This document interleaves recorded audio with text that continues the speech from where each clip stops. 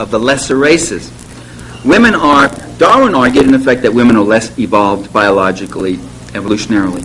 For Darwin, culture doesn't explain anything. By the way, it's true of most of these people. Cultural differences are the thing that needs to be explained. And these differences are explained as being grounded in biological development in human natures in the process of natural selection.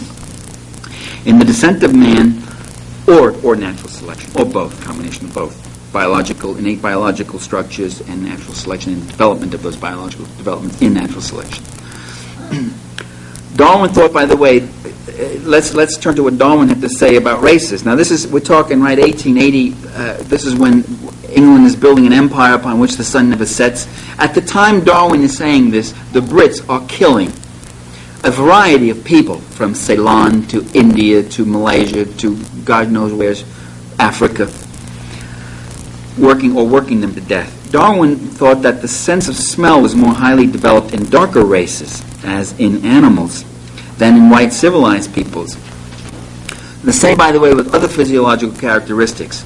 The rudimentary ear lobule, the larger wisdom teeth, the more pronounced conical form of the canine teeth, and certain bone structures, all supposedly common to the darker races, and all therefore more proximate to animal physiology, testified to their less advanced evolutionary development.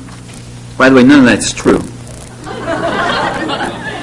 In case you want to go checking teeth.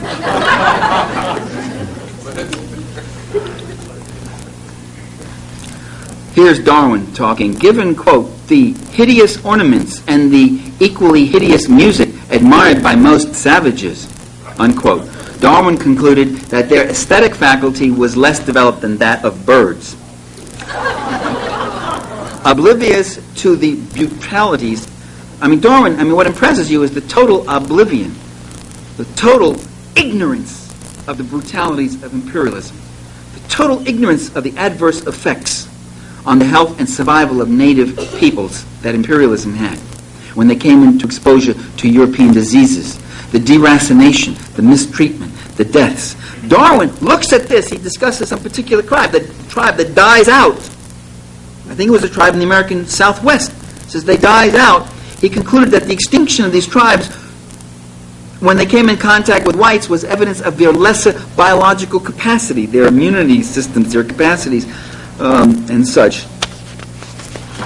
Nothing having to do with starvation.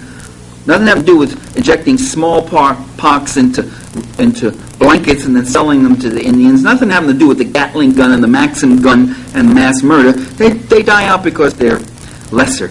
Savages snarled more often and had less control of their fear reactions and sphincter muscles than did Europeans, Darwin said. Now, how did he suppose he found that out? And what did he do to study that one? I don't know. It's not the kind of research I'd want to do. Thus, they were more like monkeys and dogs in that respect. That's from The Descent of Man. Civilized males were less emotive than savages and less inclined to weep. Now, even among civilized males, there were ethnic and evolutionary differences, by the way. Englishmen rarely cried or shrugged their shoulders energetically, while Frenchmen and Italians were given to such less advanced displays.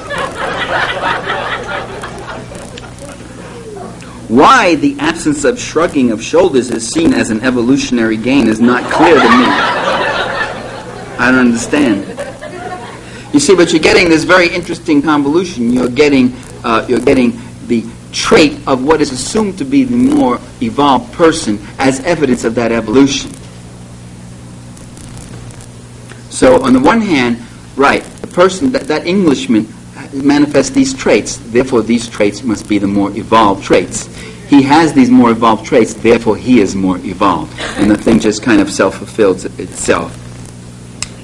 What Darwin didn't understand, Darwin, by the way, was rather ignorant of the so-called lesser peoples. If you ever want to, he mentioned the Italians, if you ever wanted to see a people, southern Italian peasants, who I'm sure he would feel very uncomfortable being in the same room with. If you ever wanted to see a people having come from that stock, myself, all my grandparents, both sides, you want to see people who had a rigorous idea of social strictures and interpersonal diplomacy and what was proper and what was hospitality and what you said and what you didn't say and how you presented this and didn't present that. Or if you go to any savage society, so-called savage, or primitive peoples, native peoples, indigenous peoples, anywhere, whether it be American Indians or Melanesians, again, the same thing. Elaborate codes, certainly as elaborate, as advanced, as subtle, as nuanced as anything you could find in upper-class English society. Maybe not quite as stuffy, but certainly they were there. The fact that he was ignorant of them, the fact that he never saw or talked to one of these people except to glance at them from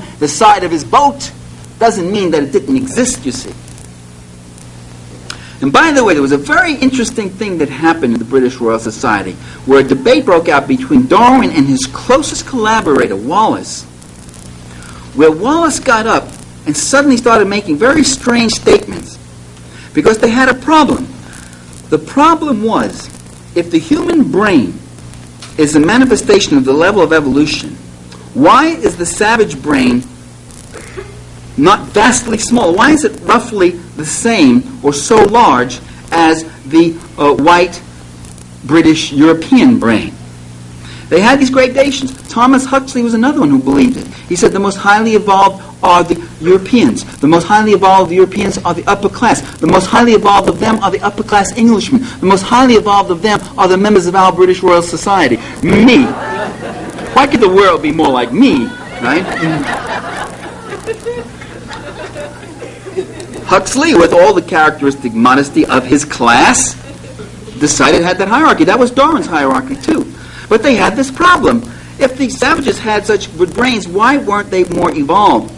And Wallace got up and he says, I don't think this is a problem, because I think they are evolved. And the thing about Wallace is he had lived in Melanesia for about 2 years. He says, I've lived with these people, and I find among them people who have a range of intelligence and subtlety and imagination and gift and craft and science within the confines of their material culture and all, which the best among them could compare favorably with members of our British Royal Society. And there was a gasp, of course. That was like saying, down with the Queen or something. And that was the difference between Wallace on one hand and Huxley and Darwin on the other. Variations of these kinds of theories about human nature have prevailed into the third and fourth decade of this century. I remember them in grade school. I remember eugenics, the superiority of Anglo-Saxon institutions. They were embraced by scientists and statesmen alike, from Woodrow Wilson to E.A. Ross. By the way, E.A. Ross, a very good sociologist, progressive on many issues, lost his job at Stanford. Mrs. Stanford fired him because he came out and said nice things about strikes. By the late 1920s, early 30s, when it became clear that these theories had now been given a living practice in Nazi Germany, and the aberrations and the madness of them was so evident, and also given the struggle and work by communists and progressives and other people against such racist theories, Ross came out and apologized for his early writings and said it's absurd. You see, but you can see how even a decent person like that can be taken in when everybody's saying it, doing it. And these racist theories, by the way, are still around today, and they're making something of a comeback in Eastern Europe and in West Germany and in Britain and in the United States, not just East Europe. With the emergence of capitalism, class power and privilege also were justified as manifestations of human nature. People are selfish. Some are go-getters, others are laggards. The system rewards and encourages the creative and the inventive and punishes the slothful and parasitic. But if it's so natural and it's so inevitable, then why were the laws rewritten during the 19th century to protect and to arm the privileges of finance capital and industrial capital? I mean, if it was a natural thing that would just play itself out in the free market, why did you need the state? Why did you need to set up eminent domain laws, which were used to wipe out small property owners to the advantage of canal and railroad speculators? Or, as is done today, eminent domain still used to wipe out small property owners to make way for big developers and corporate investors who build their office buildings and shopping malls. Why were labor laws written to deprive workers of any means of self-protection? If it was all natural, everybody in the place, just as Plato said,